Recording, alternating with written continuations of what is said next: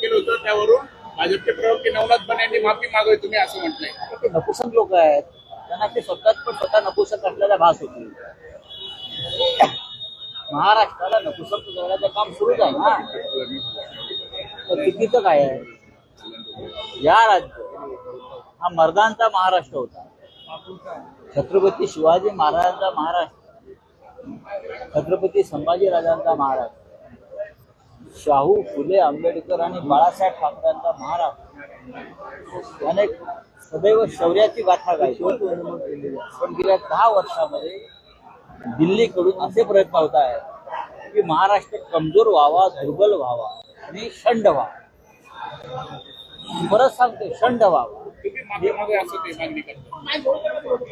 कोण काय तो असे मागणी करतोय? तो कोणी मराठी माणूसच आहे ना तो. त्याची सुनतागिरी आहे. विचारा जाऊन त्याला. मी बरोबर बोललेलो आहे.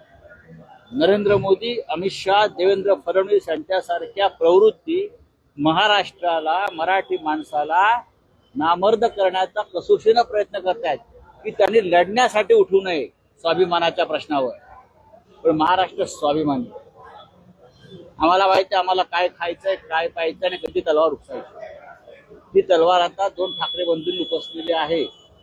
त्याच्यामुळे महाराष्ट्राची मर्दानगी काय आहे ती उसळून बाहेर येईल. हे भाजप विरोधी मला तुम्ही सांगू नका हो.